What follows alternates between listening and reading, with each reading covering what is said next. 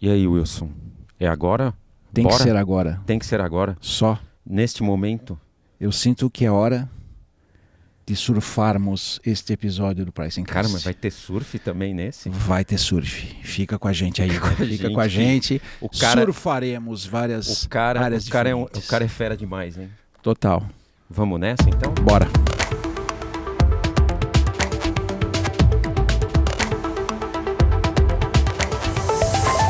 Então vamos lá.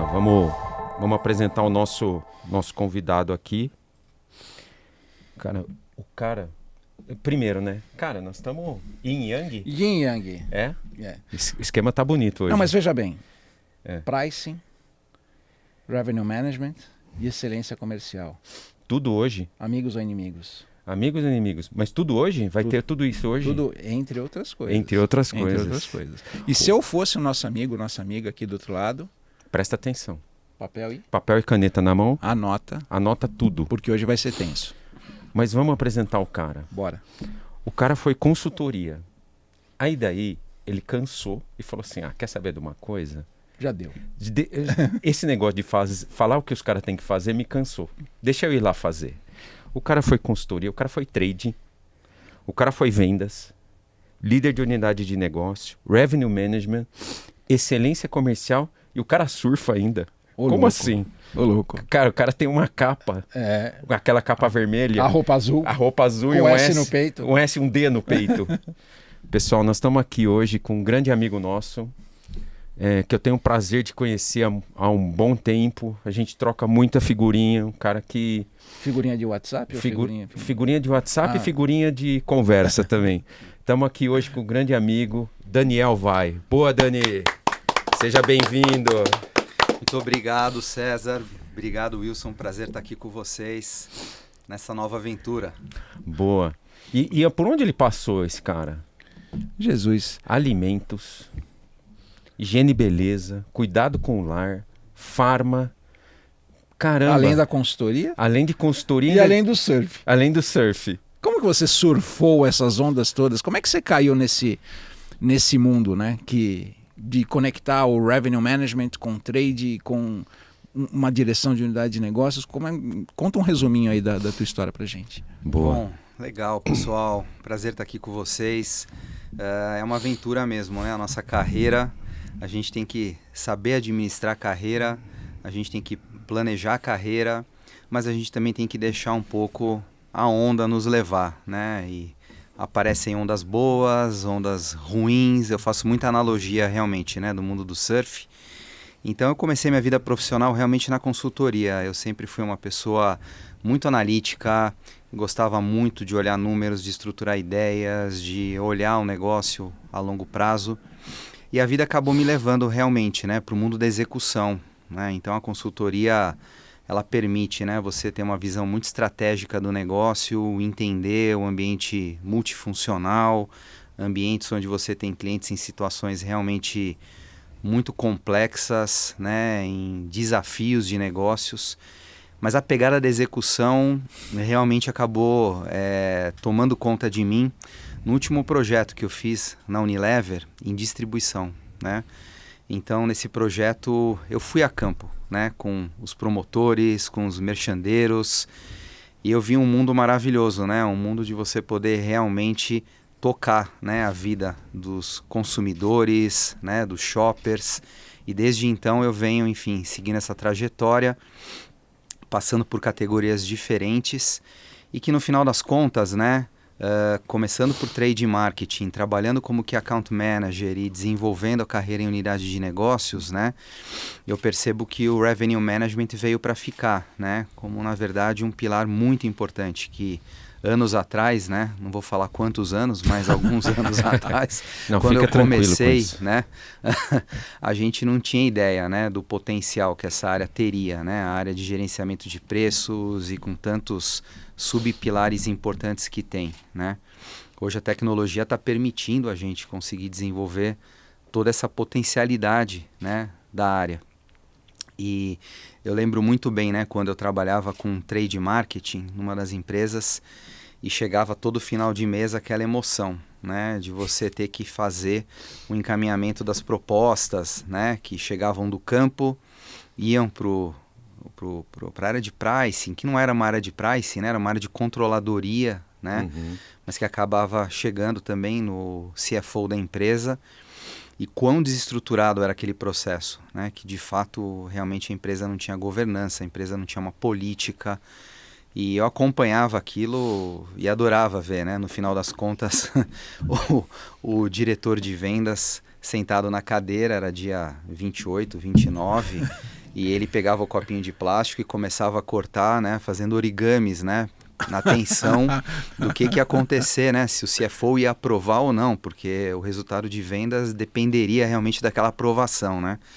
E ficava todo o time de vendas e de trade aguardando, né? O que ia acontecer. Mas o diretor de vendas no origami, né? Cortando o copinho, olhando para o céu, na pro realidade, nada. rezando ao mesmo tempo, Uma tensão, né? né? Uma tensão desgraçada, Caramba, né? que Porque loucura. realmente era isso. Era vendas de um lado, finanças do outro. E o não trade no existia, meio. né? Enfim, aquela questão de uma organização desse Uhum. processo, né? Pegando um gancho nisso que você falou, como é que você acha na tua cabeça, e aí usando um pouco a cabeça do consultor também, né? Uhum.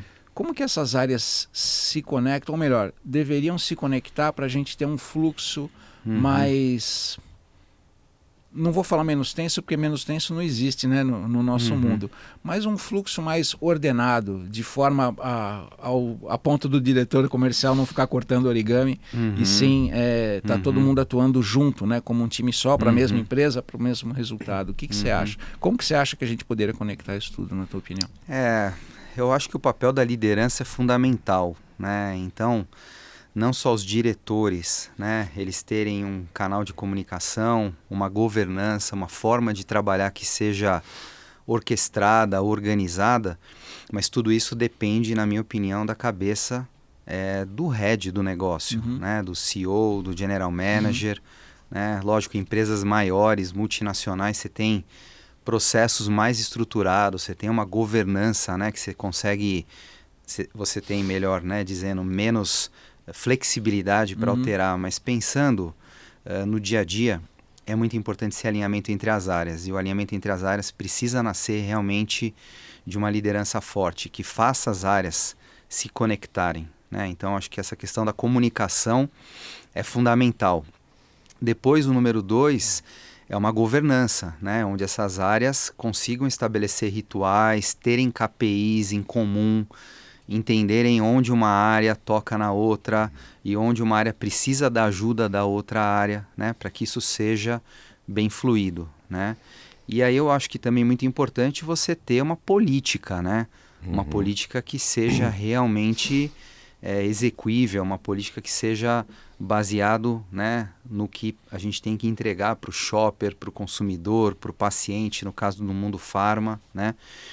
E entendendo que você tem o trade no meio, né? Porque muitas vezes esses processos acabam não acontecendo, na minha opinião, porque você tem empresas que não entendem que o cliente também precisa ganhar dinheiro, né? Você precisa ter o fluxo, né, dessa jornada, tem que respeitar, né, a cadeia, né? de cadeia de valor acontecendo entre todos os atores, né?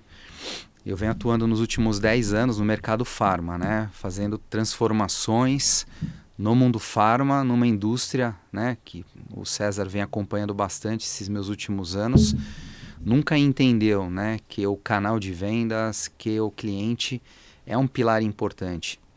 Eu acompanhei várias situações que realmente você olhava o CFO e ele não entendia essa mecânica, né, de margem de um distribuidor, né, de criação de valor e da tecnologia que você tem nos varejistas. E se você não coloca todos esses elementos na tua política e trata o cliente para ele também ganhar dinheiro, você vai ficar batendo cabeça dentro de casa, né? Então, acho que o terceiro ponto que eu ia dizer era esse, né? Então, tem liderança, uma governança e uma questão de entender que você tem os canais e o shopper no final para você conectar no meio de tudo isso, né? No dia a dia. E você falou uma coisa que muito, muito interessante, que o papel do entendimento da liderança financeira ali, né? Você acha que também isso é um pouco também por essa questão de maturidade? A maturidade também ajuda, quanto mais maduro, as áreas entendem o papel claramente dessa cadeia de valor? Ou à medida que você vai desenvolvendo essa cultura da excelência comercial, do revenue management, da transformação digital dentro de uma companhia, você acredita que, à medida que avança a maturidade, as áreas vão entendendo muito mais claramente essa cadeia de valor e isso facilita muito o CFO entender um pouco mais de mercado, o cara de vendas entender um pouco mais do financeiro, o trade no meio tentando entender esse papel dessa cadeia de valor e a galera de pricing também, ou de revenue management, também tentando equilibrar esses pratinhos entre o mercadológico e o financeiro. Um pouco, você acredita nisso, que a maturidade, essa maturidade ajuda muito nisso? A maturidade ela é uma jornada, né? Para você chegar, como você sempre me fala, né? A própria questão da área de revenue management, né? Que ela muitas vezes se inicia como um bombeiro, né? Isso. Apagando incêndio até chegar no nível de maestria, que coordena as áreas e que consegue, né, fazer essa interlocução tão bem feita. Eu acho que isso vale também para o caso de excelência comercial, vale para o foco no cliente. Então, assim, é uma jornada e eu acredito que levar as diversas áreas da empresa, né, para o mercado, para a rua, para o ponto de venda, né, para o cliente, é uma grande etapa, né, que você começa a trazer a voz do cliente, né, para dentro da empresa, para que você consiga ter essa maturidade das diversas áreas e entenderem a complexidade de tudo que acontece para fazer o produto ser escolhido, né, lá na ponta, na farmácia, num cash and carry, né, em qualquer que seja aí o canal de vendas. Boa. Então, o que eu ia comentar, né, Fala aí. é interessante, você estava falando dessa questão de maturidade, né, que eu acho que tem uma questão do ego também, né, das pessoas, né. Eu estou inclusive lendo agora um livro, não vou fazer spoiler, mas um livro muito legal. Deixa a dica aí, pode deixar a dica. Pode deixar a dica. É um ator que chama, um escritor, desculpa, que chama-se Ryan Holiday, né? E ele fala muito sobre estoicismo, sobre cultura, sobre filosofia, né? E um dos livros que eu li dele, que é muito interessante, se chama O Ego é o Seu Maior Inimigo, né? E eu vi lá várias citações, né? Que você conecta com o mundo dos negócios hoje, né? E o ego é um inimigo, né, na hora de você construir uma área nova, uma função nova, né? Eu cheguei a ter uma oportunidade numa empresa farma que eu trabalhei, onde eu tinha supostamente como Business Intelligence, Commercial Excellence, a responsabilidade de trazer a área de Revenue Management para a organização, né? E era incrível, porque eu sabia que eu ia me deparar com desafios, né, naturalmente, com a diretoria comercial, né? Meus pares, né, os diretores, né? Agora, o meu maior desafio não foi o diretor comercial, foi a diretora financeira. Fale mais sobre isso. Né? Conte-nos sobre esse tema, por favor. Diretora financeira, ela acreditava que a área de Revenue Management ia tirar poder dela, né? Só para entender, a área era independente, então? Não era tinha... uma área independente, uma área ligada entendi. à excelência comercial. E a gente teve muito desafio de conseguir fazer a área, né, dar a partida, né, da área começar a entregar, né, os primeiros produtos, né, e a área se solidificar, porque realmente era o ego de um outro diretor que não aceitava, né? E a gente, na verdade, mostrava que o objetivo era melhorar a rentabilidade da empresa, Claro. né? Fazer melhor uso dos recursos, colocar uma governança, né? Então, acho que respondendo no final também um pouco desse teu tema, você precisa ter gente que queira colaborar, né? E aí, de novo, volta ao papel da liderança, né? Você ter líder forte que conecte um grupo para trabalhar dentro de uma mesma visão. Porque senão vira uma guerra de feudos, né? E aí você não consegue colocar no ar todo o valor de uma área como uma área de RM, né? Senão fica aquela história do... Como é que é? O meu é melhor que o seu, né? Aí ninguém ganha com esse negócio, né? Exatamente. E você acha que, pensando um pouco nisso, essa maturidade, pensando nos mundos que você passou, porque parece que bens de consumo é super bem resolvido, alguns temas assim sobre a maturidade do tema em bens de consumo é alta. No Pharma, é um caminho que ainda tem a percorrer essa maturidade, como a gente tem uma maturidade maior no em bens de consumo? Estou falando isso de Pharma porque a gente sempre tem a galera que nos pede, tem sempre um pedido de falar um pouco mais de segmentos do tipo outros segmentos. E o segmento Pharma apareceu numa pesquisa que a gente fez que a galera tinha interesse em entender um pouco mais. O segmento Pharma é um segmento que está numa transformação enorme, né? Até lembrando, né, alguns legados de chefes meus que eu tive, e eu fazia essa pergunta: por que a indústria Pharma ela é uma indústria que demorou tanto, né, para acordar, para despertar em relação a esse potencial de olhar os canais, de olhar eficiências na cadeia, né? Bom, primeiro que é uma indústria logicamente muito rica, né? Ela tem condição de trabalhar com margens maiores, né? Porque ela também vem, né, de investimentos em inovação muito grandes, né? Que levam muitos anos, né, para maturarem. Muitos acabam não dando certo, né? Então, ela tem esse ecossistema. Tem um segundo tema, né, que é a questão da regulamentação. Quer dizer isso, Então, existe, né, um amparo, né, para o paciente muito importante, né, que regulamenta algumas decisões, né? E eu diria que tem um terceiro tema também importante, que é a questão que é uma indústria que nasceu, né, do mundo B2B.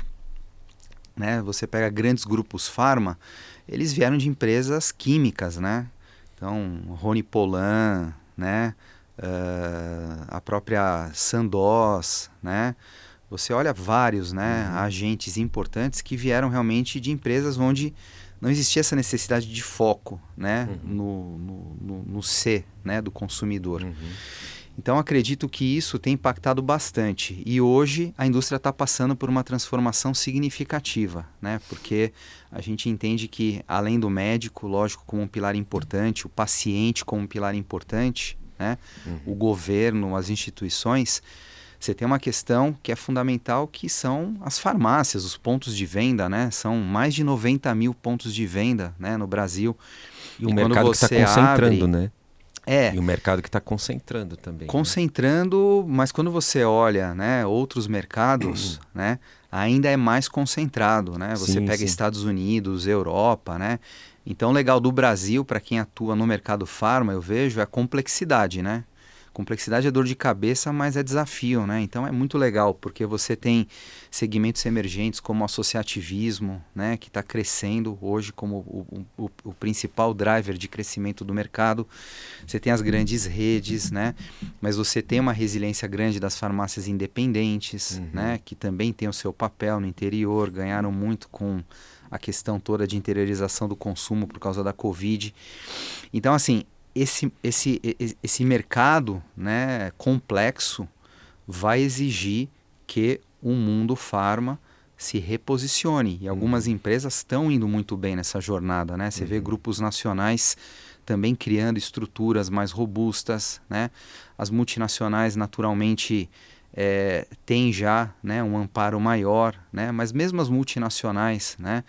Eu tive a oportunidade de trabalhar numa empresa na região da América Latina, onde nós começamos a olhar P&L por cliente, por canal, né? Então foi um dos grandes desafios de implementar a área de Revenue Management, né? Entender os dados. E para você implementar P&L por cliente, você imagina a complexidade numa empresa Pharma multinacional de você classificar, né, os investimentos, os tipos de ação, abrir margem, né? Era uma briga enorme, né?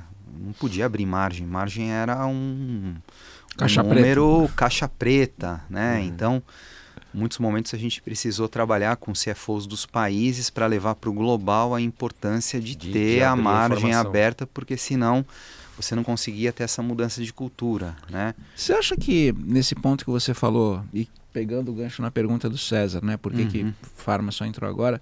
Você acha que o recente acesso fácil à tecnologia ajudou, porque como era um segmento que tinha muita regulamentação e tudo isso que você falou, as outras áreas que estavam mais diretamente ligadas ao consumo, alimentos, bebidas e tudo mais, tinham mais informação, né? E agora com a democratização, vamos falar assim, da tecnologia, você acha que talvez Pharma esteja crescendo justamente pela democratização da tecnologia, as inovações, enfim?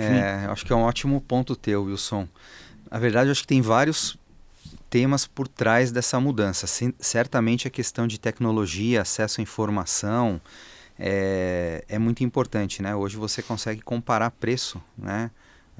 Dos sites das farmácias, dos marketplaces especializados, né?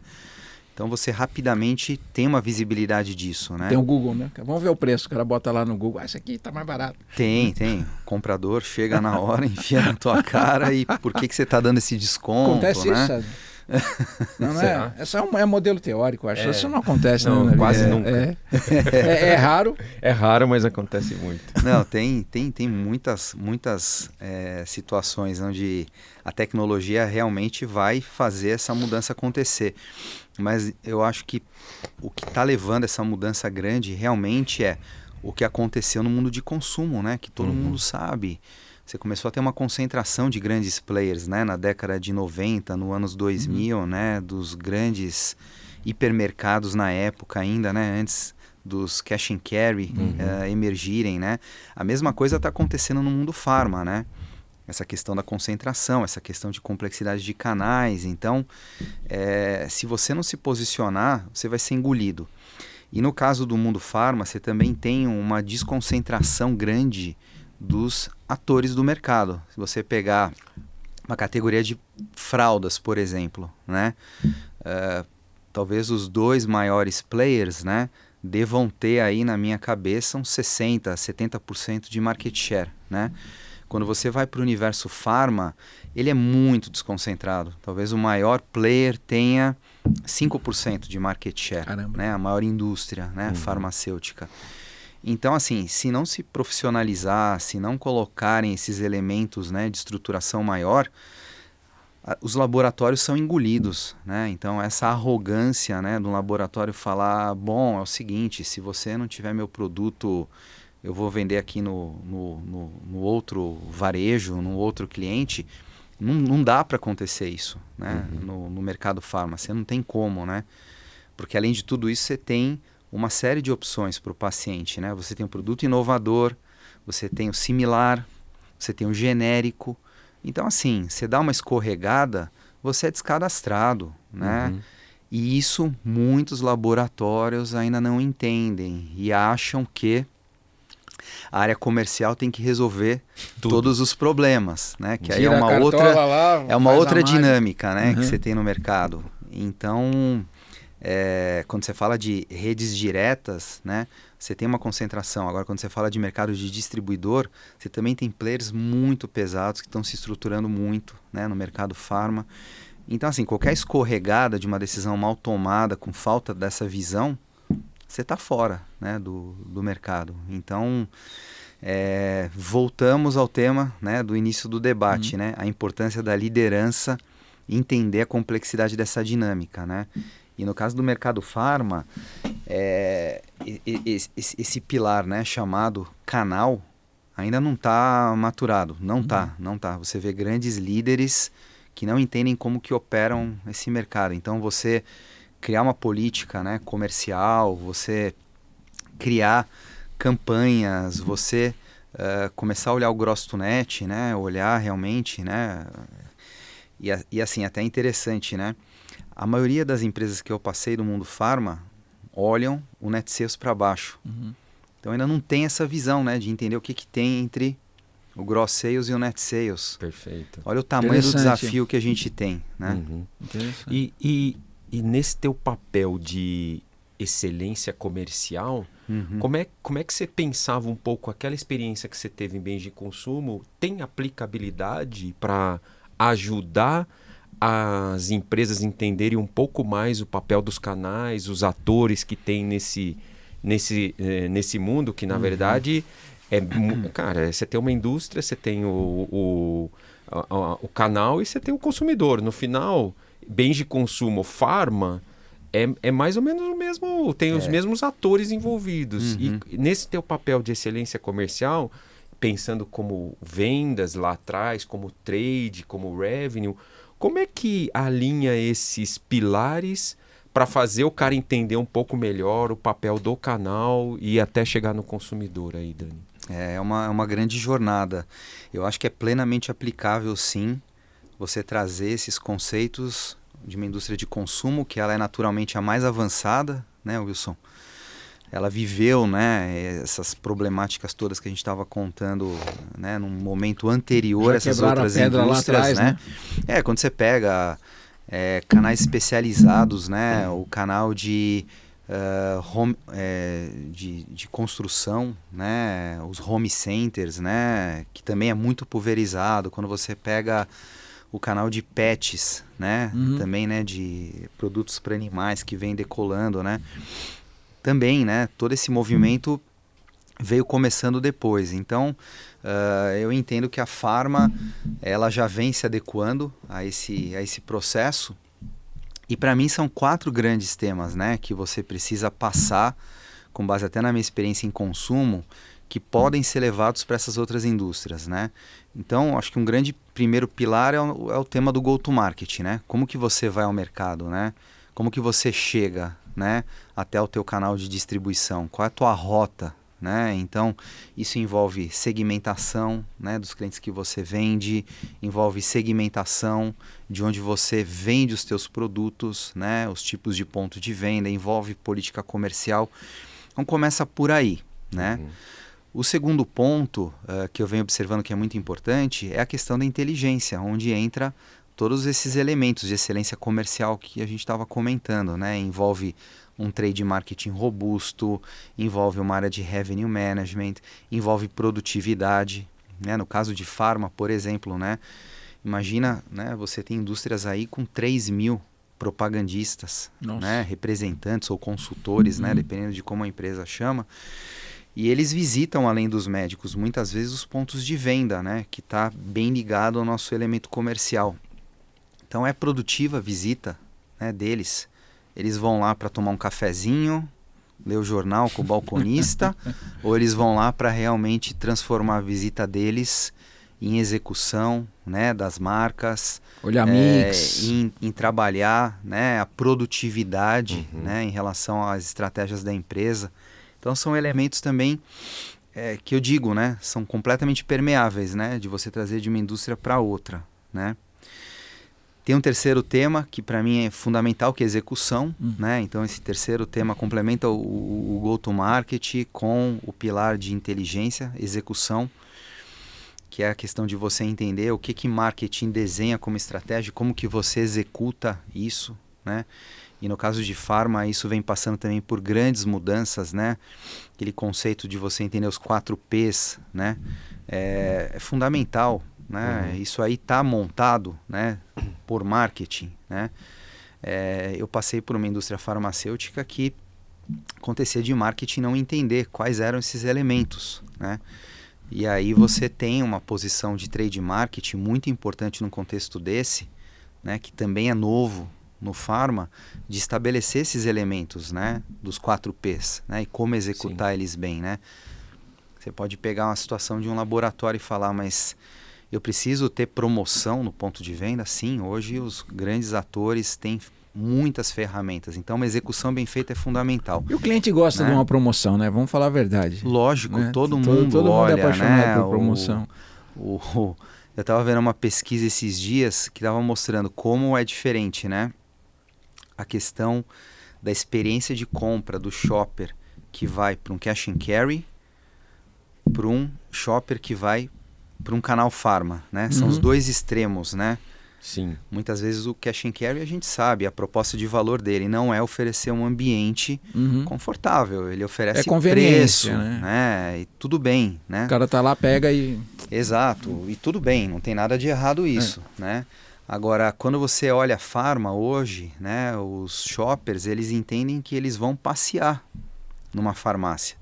Porque lá não é mais agora só um local de comprar remédio, é o lugar de comprar o desodorante, comprar o shampoo, O suplemento. comprar o suplemento, comprar aquele produto que ele precisa ter na farmacinha de casa, que não precisa de receita. Tem até indulgência na farmácia agora, né? Tem chocolate. Chocolate. Tem. E Tem algumas, indulgência na farmácia, né? algumas Não, até eu já vi com picolé. chocolate Lindt, inclusive. Cara, é Aí incrível, sim, né? Aí é passear na farmácia. Incrível. É passear na farmácia, não É tinha pensado passear, nisso, né? é passear mesmo, né? Algumas já têm autorização para venderem alimento para animais, né? Em Minas Verdade. Gerais isso acontece, Verdade. no Sul acontece, né? Então, algumas estão se transformando, né? Como lá nos Estados Unidos, Walgreens, CVS, né? Numa drugstore. Uhum. Então, assim, a questão da execução e a questão de você ter bons preços nesse momento é muito, muito importante, né, para esse shopper, né? E aí você tem o quarto elemento, só para finalizar, que é essa questão da organização, que são as pessoas, né? A gente não faz nada sem as pessoas, sem times bem organizados, sem uma boa governança, né? Sem uma escola, né? De você capacitar a tua força de vendas a ter esse mindset mais moderno, né, de uma venda que não é só a venda com relacionamento, mas é a venda estratégica. Então, Posso só pegar um ganchinho aqui? lógico. Porque antes a gente fazia capacitação técnica, né? Que era como o cara, o produto, Agora também tem que ter a capacitação da execução, né? Não é só o técnico, é a capacitação da execução. Que o cara tem que ir lá executar, né? O cara tem que olhar o preço, ver se está o espaço, ou como que está o merchandising, o que está acontecendo. Teve uma mudança nisso também, né? Não é mais somente a capacitação técnica, mas também tem a capacitação da execução, né? Exato, e a tecnologia que o Wilson estava falando, né? Também está mudando muito, né? Como a gente executa, né? Eu também, nos meus velhos tempos, a gente criava aquelas planilhas de Excel, imprimia. Excel em pricing. Excel? Existe isso. SAP? SAP, você conhece o SAP? SAP, Sistema sim. Avançado de Planilhas? Sistema avançado. Sistema de avançada de planilhas. A gente que comeu grama nessa época aí manjava muito de SAP. Então, Nossa Senhora. e aí me lembro do tamanho das linhas, né? Que você fazia o vendedor ter que preencher. E quem compilava aquilo, né? Ninguém compilava aquilo, porque na prática você tinha a visão do que você precisava fazer, mas você não conseguia transformar aquilo realmente, né? Numa pesquisa de preços, numa pesquisa para avaliar o quanto que você tinha de share de gôndola versus o teu share de mercado, se você tinha os SKUs chaves, né? Então é isso, o Excel não nos ajudava. E hoje você tem ferramentas de inteligência artificial, né? Que podem, né, num clicar de um botãozinho, indicar, você está executando aquilo que estava sendo proposto. Então, esse treinamento que você estava comentando, né, César, passa agora não só por usar as ferramentas, mas por ter uma equipe de vendas que seja mais analítica, né? Uma equipe de vendas que consiga extrair insights, né, e ajudar isso na tomada de decisão, né? Você tocou num ponto muito importante. É momento polêmico ou não? Ainda não. É um quase momento quase polêmico. momento É um quase polêmica. momento polêmico. Quase momento polêmico. É que uma das grandes, não vou falar dificuldades, mas oportunidades de melhoria que eu tive quando assumi as cadeiras de pricing nas empresas era justamente a comunicação com a área comercial. Tá? E a gente ama vendas. Aqui, Não, vocês, tá? Sim. Só para deixar claro. A gente ama, sim, é verdade. A gente entende que a área comercial, Tem um papel fundamental. com a maturidade, a gente entende que é um parceiro fundamental para a execução do negócio, como você estava falando. E para rentabilizar também, né? Total. Né? Tem que trabalhar juntos. Isso é Né? Esse é o ponto. E aí, sob a ótica de RGM, como que funciona na tua cabeça e também nas empresas onde você passou esse foco colaborativo entre as áreas? De que maneira você acha que foi legal as duas áreas trabalharem juntas para trazer um resultado? Então, eu tive experiências que elas funcionaram muito bem, né? Começa pela cabeça, né? Pela visão do líder, né? E deles quererem trabalhar em conjunto. Isso é fundamental. Acho que passa por você ter ferramentas, né? Que você consiga ter visibilidade desses números. Passa por você criar pilotos, né? E com pilotos você conseguir comprovar resultados numa pequena escala. A famosa POC. POC. A gente fala que... Proof of Concept. É, Proof a prova of de concept, conceito. sim, Isso, vai pra sim. POC, pilota. Os MVPs, Testa, né? MVP, Que chamam isso. agora, né? Exatamente. Mais bonitinho. Né? Os collabs, né? É tudo POC. É No tudo- final, é tudo piloto, né? É tudo piloto, exatamente. Então você consegue mostrar resultados, né? E depois você expande isso, né? Então acho que esses são os elementos importantes para essas duas áreas trabalharem de forma conjunta. E eu não posso deixar assim também, né, de citar que quando nas empresas você tem a definição dos objetivos, né, anuais, né, a maioria delas tem hoje, né, é muito importante que você também tenha projetos colaborativos, né, porque no final nós somos movidos pelo bolso, né, somos aqui O órgão mais sensível revenue do corpo. management, né, é isso, né, você consegue incorporar isso num projeto, né, de incentivos, é fundamental, né, então acho que esses são os temas mais importantes, sim, a questão de você fazer bons pilotos, né. Você acha que o piloto é importante, então? Que é uma dica bem legal pro meu amigo, minha amiga, que está vendo a Que gente tá aqui. por aí. Porque através de gerar um piloto bem feito, você gera credibilidade. Né? E aí, a partir do momento que você conquista a credibilidade, a facilidade que você vai ter de expandir esse conceito, ela é muito maior. E o que a gente percebe, e eu vi isso acontecer, é querer fazer tudo na base do top-down. Ah, sim. Saca? E aí nada feito na base do top-down dá certo, né? Então mesmo quando a gente fala de cultura, a cultura, como você disse, é uma jornada de entendimento, de conhecimento, de crescimento, né? Então a dica que a gente deixa aqui para a galera não tenha receio de fazer um piloto e expandir, que vai te trazer muito mais credibilidade do que você querer passar o rolo compressor em cima e querer falar que vendas é reativo, né? A gente já vê isso muito acontecendo no mercado e a gente por isso que é a brincadeira, né, que a gente ama vendas, porque no fundo a gente trabalha para a mesma empresa, né? Então todo mundo tem que trazer o mesmo resultado. Então essa história do piloto é muito legal, acho que é um ponto aí que todo mundo deve prestar atenção. Anota. E eu acho que essa questão, né, do errar rápido, né, que tanto se fala, né, errar barato. A gente traz isso, né, pro nosso dia a dia, eu também acho que é fundamental, né, você faz o piloto, mas você aprende rápido e aplica, né. Agora, eu acho que o grande risco que você tem é do mindset da liderança, né. Eu também já tive situações onde você conseguiu fazer o piloto, você expandiu, você errou rápido, né, nesse processo todo, né? E aí depois você tem aí situações onde a liderança da empresa não entende que você ainda vai continuar numa jornada, que nem tudo está perfeito, né? Essa questão de você colocar tudo no ar, prever que tudo vai funcionar, passa, né, pelo mesmo processo de você levantar um avião. Você vai ter uma turbulência, você vai ter, né? Enfim, aqueles momentos de tensão, aqueles momentos onde você vai ter que fazer algum tipo de correção, né?